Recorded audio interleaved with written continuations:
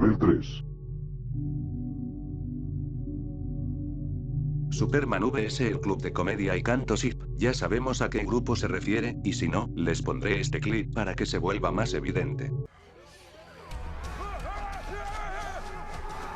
Durante el siglo pasado, la segregación racial era un tema bastante recurrente y rara vez se tocaba el tema en los medios y en la política estadounidense, pues, fuera de algunas leyes que se buscaban impulsar, había rechazo marcado hacia personas afroamericanas. La historia cuenta que, Stetson Kennedy era un joven idealista miembro de una familia sureña nacido en Florida en 1916. Flo, la chacha negra que le crió, y a la que quería más que a su madre, fue atacada y agredida por miembros del Triple K por el simple hecho de discutir con el conductor blanco de un tranvía sobre el cambio del billete. Kennedy se dio cuenta que, por la extensión del culto y por la probable incorporación de muchos miembros de importante calibre, hacer una denuncia formal tendría repercusiones bastante negativas. Por las fechas de 1938, Action Comics llegó a las papeletas, y en 1940 se creó un programa radiofónico en el que se relataban muchas de las historias de Superman.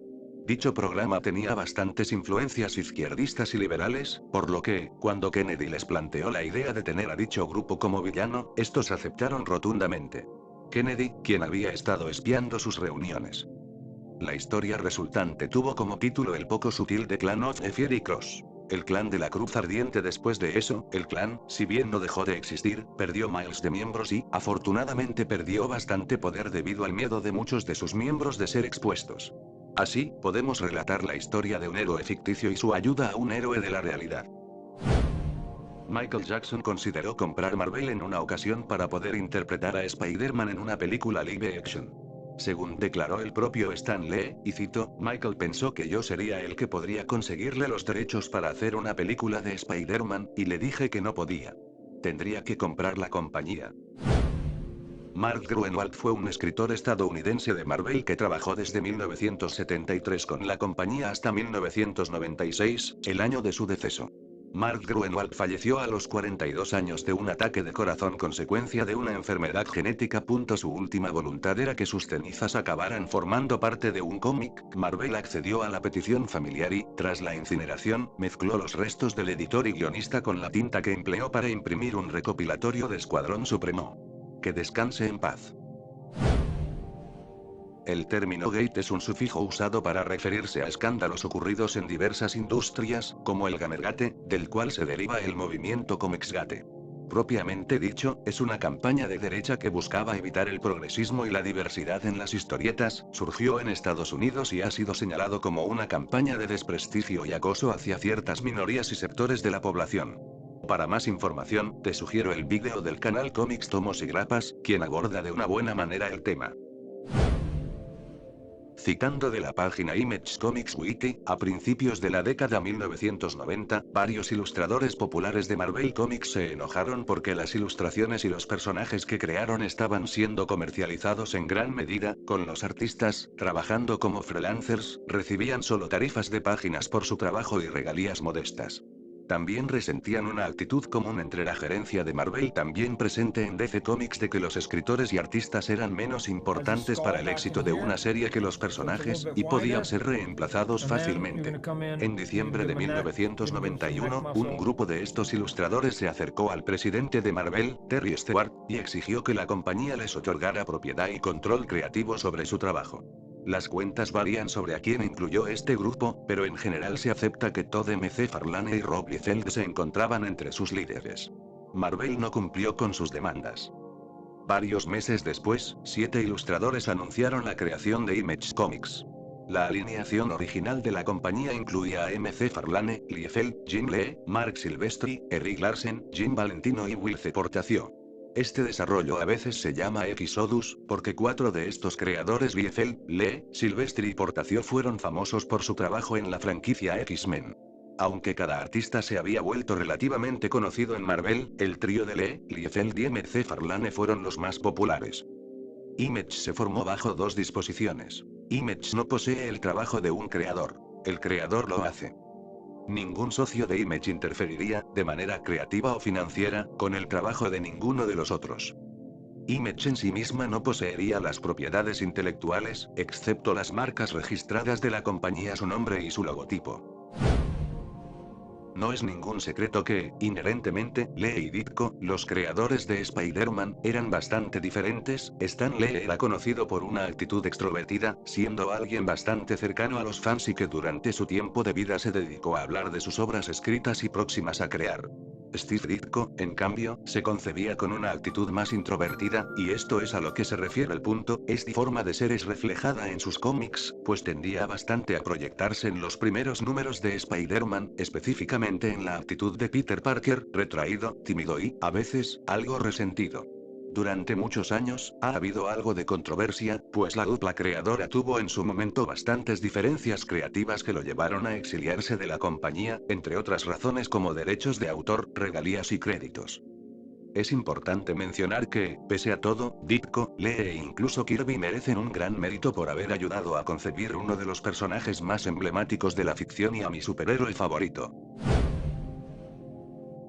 John Byrne es uno de los escritores más controversiales de los cómics, más específicamente, los del Hombre de Acero. Esto recae en su escritura bastante sesgada y algunas declaraciones que dio, lo que causó bastante polémica en su tiempo y, aunque estableció las bases para lo que es la escritura moderna de Superman, se busca abandonar muchas de sus ideas algo retrógradas. Tanto Marvel como DC han registrado la palabra superhéroe en relación con los personajes de sus cómics, pero el término también se usa en un sentido más general para describir cualquier personaje ficticio con habilidades extraordinarias. Registrar una palabra le permite a la empresa usarla exclusivamente en relación con sus productos y servicios, pero no impide que otros usen la palabra en un sentido descriptivo o genérico. La línea de juguetes Diaclone fue uno de los productos de Takara que surgieron previamente a la franquicia de Transformers, y es sobre esta línea de productos en las que buena parte de los primeros juguetes de Transformers están basados. La otra línea de juguetes pre-Transformers importante es Microchange, también conocida como Microman. En los años 80 representantes de Hasbro descubrieron los diseños de estos juguetes en el Tokyo Toy Show, y pronto tuvieron la idea de mezclar las franquicias de Diaclone y Microchange bajo la marca Transformers. Marvel comenzó a publicar cómics basados en estas líneas de juguetes en el año de 1984, siendo predecesor a la serie animada de Transformers o Generación 1, en 1986. Nivel 4.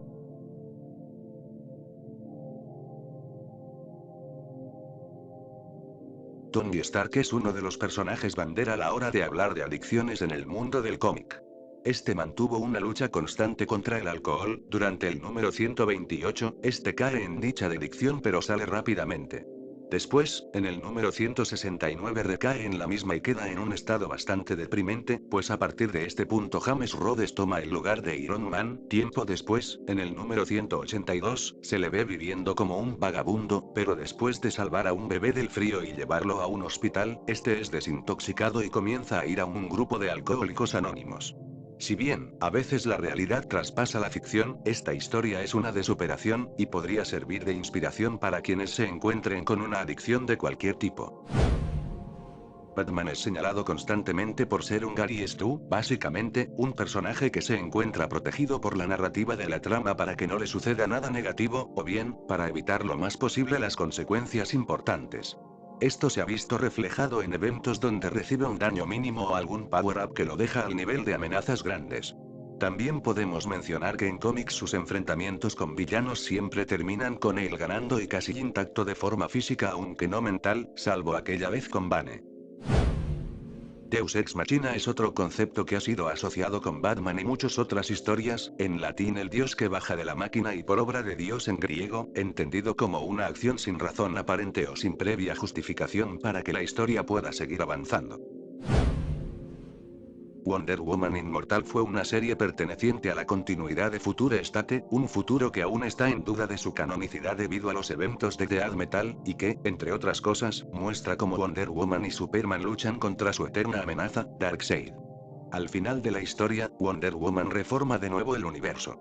En la serie de cómics de Thor Heraldo de Galactus, pudimos apreciar cómo una fuerza conocida como el Invierno Negro era lo que cubría al universo antes de siquiera llamarse universo. Pues bien, hay una teoría que afirma que realmente Wonder Woman estaba creando el universo Marvel y no creando el universo DC. Evidentemente, esta teoría nunca será confirmada, y, si me lo preguntan a mí, no tiene mucho chiste ni fundamento. Citando a la página de Spider-Man Wiki. La red de la vida y el destino es una construcción tridimensional en un espacio pentadimensional, el cual actúa como modelo de todo el multiverso y permite viajar entre realidades. Este nexo radica en la Tierra, 001, donde es mantenida por el tejedor maestro y deidades totémicas arácnidas. Madame Web y las diversas encarnaciones de Spider-Man, Spider-Woman, Spider-Girl, y otros en todo el multiverso en última instancia derivan sus poderes arácnidos de la gran red, y son considerados entidades totémicas. Es un cómic que trata un arco en el que se revela que Gwen Stacy y Norman Osborn tenían una relación amorosa, tan mal como suena la idea fue ejecutada, y es que, para echarle más sal al caldo, Gwen tuvo hijos antes de morir, Gabriel y Sarah Stacy, siendo esto como la razón principal de por qué el Duende Verde fue por Gwen y decidió acabar con ella para evitar que Peter los críe por el camino del bien, si es que este no decidía molerlo a golpes después de enterarse. Estos hijos tuvieron un conveniente crecimiento acelerado y desarrollaron un resentimiento hacia Peter.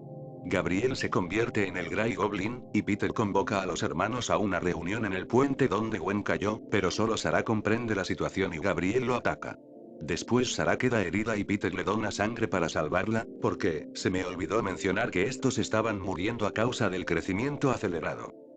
Después esto es retconeado en Amazing Spider-Man Volumen 5, número 24. Aquí se revela que realmente todo fue parte del gran plan maestro de Harry Osborn para torturar a Norman y a Peter antes de que se lo llevara la goma. Resulta que Misterio creó una ilusión para hacerles creer a todos que esto era verdad y bla bla. Todo esto durante el arco de Kindred que en realidad era Sarah Stacy. Sí, bastante mala la historia, aunque Kindred es un concepto interesante de antagonista.